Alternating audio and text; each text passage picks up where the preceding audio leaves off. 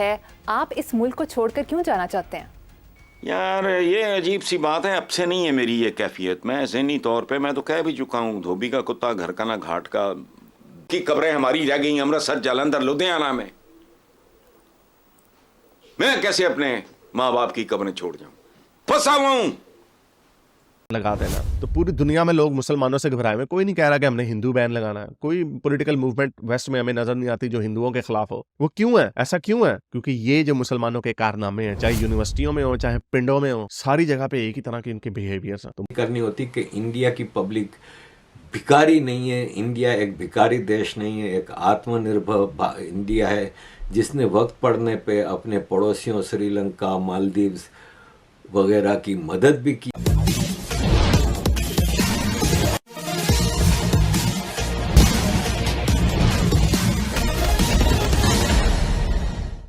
दो कौमी नजरिए के आधार पर कुछ तथाकथित मुस्लिम नेताओं ने अपने फायदे के लिए पाकिस्तान तो बना लिया, लेकिन आज जो पाकिस्तान की हालत है उसे देखकर अब तो 90% से ज्यादा लोग यह कहने लगे हैं कि हिंदुओं से भारत से अलग होना उनकी एक भूल थी।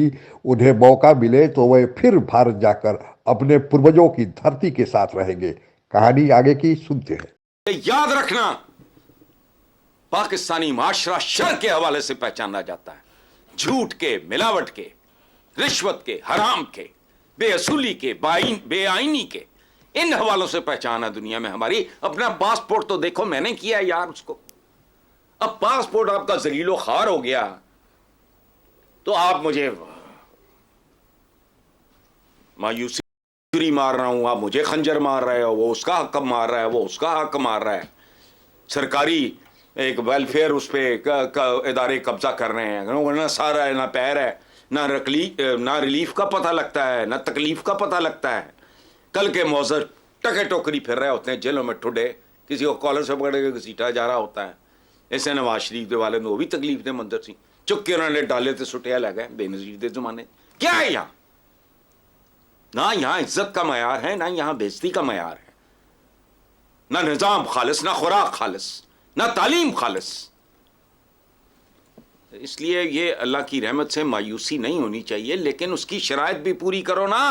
मैं अकेला क्या करूं, या आप क्या करो, या और जो कोई 2, 4, 10 करोड़ होगा। एक आखिरी बात सुन लो, ये मायूसी की बात करते हैं। माशरा एक कंपनी की तरह है, समझ लो, एक न्यूसेंस बनती है, लेकिन इसका असल नुकसान मुसलमानों को होता है। इस वक्त सबसे ज्यादा जो लोग डरते हैं और उस डर की वजह से जिस नफरत करते हैं वो मुसलमानों से करते हैं, क्योंकि उनके कारनामे ऐसे हैं। पूरी दुनिया में देख लीजिए, सिर्फ इंडिया में नहीं है। इंडिया में नेदरलैंड में तो बीजेपी नहीं है, वहां पे गिर्ट विल्डर्स क्यों आ गया। फ्रांस में मैक्रोन के बाद जो लमेरीन उसका नाम है, मुझे सही याद नहीं है उसका नाम, वो दरवाजे पे खड़का रही है। अगर आपको लगता है कि मैक्रोन बड़ा एंटी मोमिनीन है तो आपको समझ नहीं है। जब अगर आज फ्रांस में इलेक्शन हो जाएंगे तो वो जीत जाएगी और उसकी बातें आपको वो सारों को निकाल देगी वहां से। इस तरह के बहुत सारे लोग इंग्लैंड में, अमेरिका में ट्रंप ने कहा है कि अगली दफा आके उसे फिर से मुस्लिम बैन लगा देना। तो पूरी दुनिया में लोग मुसलमानों से घबराए हुए। कोई नहीं कह रहा कि हमने हिंदू बैन लगाना है। कोई पॉलिटिकल मूवमेंट वेस्ट में हमें नजर नहीं आती जो हिंदुओं के खिलाफ हो। वो क्यों है? ऐसा क्यों है? क्योंकि ये जो मुसलमानों के कारनामे हैं, चाहे यूनिवर्सिटियों में हो चाहे पिंडों में हो, सारी जगह पे एक ही तरह के इनके बिहेवियर्स हैं। तो करनी होती कि इंडिया की पब्लिक भिखारी नहीं है, इंडिया एक भिखारी देश नहीं है, एक आत्मनिर्भर इंडिया है जिसने वक्त पड़ने पे अपने पड़ोसियों श्रीलंका, मालदीव्स वगैरह की मदद भी की है। कोविड के दौरान भी बड़ी मदद की है। तो इंडिया को इन चीज़ों का मसला नहीं। ये बाकायदा दो एक सॉवरेन स्टेट्स हैं जो दो, उनके दरमियान ट्रेड की बात हो रही है। पाकिस्तान ने याददाश्तें साइन की हैं, यानी मेमोरेंडम ऑफ अंडरस्टैंडिंग साइन की हैं कि कोऑपरेशन बढ़ाया जाएगा दोनों देशों में। अब ये साइन कर लिया, बस अब या शेख भूल जाएगा। जैसे सऊदी अरब की $25 बिलियन की इन्वेस्टमेंट आ रही थी। इकोनॉमी का पाकिस्तान का ये हाल है कि वर्ल्ड बैंक के जो regional vice president for south Asia हैं, मार्टिन रेजर, उन्होंने कहा है कि पाकिस्तान की इकोनॉमी लो ग्रोथ ट्रैप में अटकी हुई है। पुअर ह्यूमन डेवलपमेंट और पॉवर्टी बढ़ रही है और पाकिस्तान का इस चक्रव्यूह से निकलने का कोई जो लतीफ़ा मैंने सुना है, पूछ लो, सर्वे करा लो। मुल्तान रोड पे जब ये हमारे तबलीगी भाई निकली हैं तो वो उनकी ट्रैफिक का सूरत हाल क्या थी and how they were behaving, और कितने लोग उसमें जख्मी हुए, जाओ जाके पता कर लो। सही। मैं झूठ कह रहा हूँ तो कोड़े मारो, कोड़ा भी मेरा, मैंने आगरा से ख़रीदा था, पड़ा है मेरे घर में, वो ले लेना। तो जगह रहने की मोहब्बत अपनी जगह, क्या करें अब अपने लिए नहीं, and I am very serious about it. ये सोच रहा हूँ कि बच्चों को यहाँ से अल्लाह ना करे हसन साहब की इसकी नौबत आए। आगे फिर चलते सोचता हैं। हूँ नहीं, मैं मरमरा गया, मैं बाहर नहीं जाना। मेरे माँ बाप की कब्रें हैं, पुरखों की कब्रें हमारी रह गई अमृतसर, जालंधर, लुधियाना में। मैं कैसे अपने माँ बाप की कब्रें छोड़ जाऊं? फंसा हुआ हूं, दिल नहीं करता। कोई चीज अपने ठिकाने पे है ही नहीं। आंख की जगह नाक लगे, नाक की जगह मुंह लगा है, मुंह की जगह कान है। एक डरावना बदसूरत चेहरा है।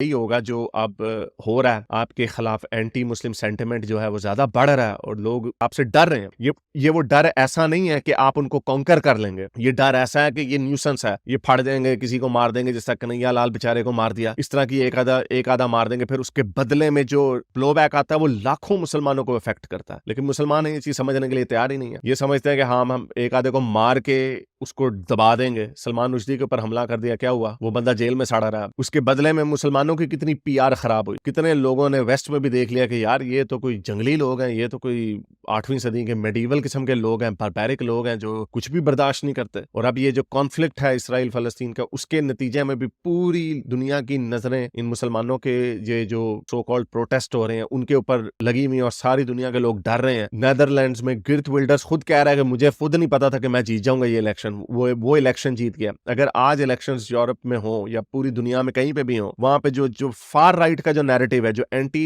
मोमिनीन्स है, वो पॉलिटिकल पार्टी जीत जाएगी। इसकी क्या वजह है? इसकी वजह यही है कि ये आपकी जो चिप है शोल्डर के ऊपर कि भाई ये किसी ने कह दिया तो हम नहीं छोड़ेंगे। एक तो ये चिप है, और दूसरी जो इनकी ज़हन साजी बचपन से की जाती है, हमारा मजहब परफेक्ट, हमने पूरी दुनिया के ऊपर गालिब आ जाना, हमने पूरी दुनिया के ऊपर कब्जा करके ना अपनी शरीयत नाफिज कर दी है। इस तरह की हरकतें इसमें कामयाब नहीं होंगे। ये कभी कामयाब नहीं होंगे, ऐसा हो ही नहीं सकता। कुछ तथाकथित मुस्लिम नेताओं ने अपने स्वार्थ के लिए भारत का बंटवारा करके पाकिस्तान नामक एक देश बनाने की मांग की थी। उसी समय भारत के बहुतेरे नेताओं को, जो शीर्ष नेतृत्व थे और अंग्रेजों के विरुद्ध आंदोलन का नेतृत्व कर रहे थे, उन्होंने कहा कि पाकिस्तान ने जो मांग की है, चूंकि इसकी मांग ही गलत है, तो इस मांग के बुनियाद पर जो देश बनेगा वह ज़्यादा दिन तक टिक नहीं पाएगा। और हुआ भी। बंटवारे के कुछ ही साल बाद 1971 में पाकिस्तान 2 टुकड़ों में बंट गया। अब हालत यह है कि अब 4 टुकड़ों में बंटने जा रहा है। पाकिस्तान में जो लोग हैं वे पाकिस्तान में इसलिए बैठे हुए हैं कि उन्हें बाहर जाने का कोई मौका नहीं मिल रहा है, लेकिन अगर मौका मिल जाए तो शायद ही पाकिस्तान में कोई बैठे। पाकिस्तान के तथाकथित सेना के लोग और नेतागण पाकिस्तानियों को एक भिखमंगे जैसा ट्रीट कर रहे हैं। उनके नाम पर वे बाहर से IMF, वर्ल्ड बैंक, मुस्लिम दुनिया के देशों से, चीन से कर्जा मांगते हैं, और वे फिर उस कर्जा को अपने आराम और सुख सुविधा के लिए इंग्लैंड, UK, कनाडा इत्यादि में ले जाते हैं। पाकिस्तान में कोई भी ऐसा बड़ा नेता, पत्रकार या आर्मी का जनरल हो है जो रिटायर होने के बाद पाकिस्तान में रहा हो। पाकिस्तान ही लगता है कि दुनिया का एकमात्र ऐसा देश है जो दोहरी नागरिकता, यानी आप पाकिस्तान के भी नागरिक हो सकते हैं और दूसरे देश में भी रह सकते हैं। इससे पैसा जो पाकिस्तान में काले धन के रूप में कमाया जाता है, चूंकि वे दूसरे देश की नागरिकता भी रखे हुए हैं, तो यह पैसा हवाला या दूसरे जरिए से बाहर ले जाना आसान हो जाता है। स्थिति यह है कि यहाँ के गरीब लोग बाहर जाते हैं तो पैसा कमाकर पाकिस्तान भेजते हैं, और पाकिस्तान के तथाकथित चंद सेना, पत्रकार और शासन और नेतागण वे यहाँ से पैसा लेकर बाहर चले जाते हैं। ऐसा देश शायद अब रहने लायक नहीं रह गया है। इसलिए हसन निसार जैसे कट्टर मुसलमान ने आखिरकार यह मान लिया कि उनकी यह गलती थी कि वे भारत से अलग हुए। वे अपने पूर्वजों के धरती के साथ रहना ज़्यादा पसंद करेंगे बनस्पत की भिखारी पाकिस्तान में रहे, जो प्रतिदिन दूसरे देशों द्वारा बेइज्जत हो रहा है।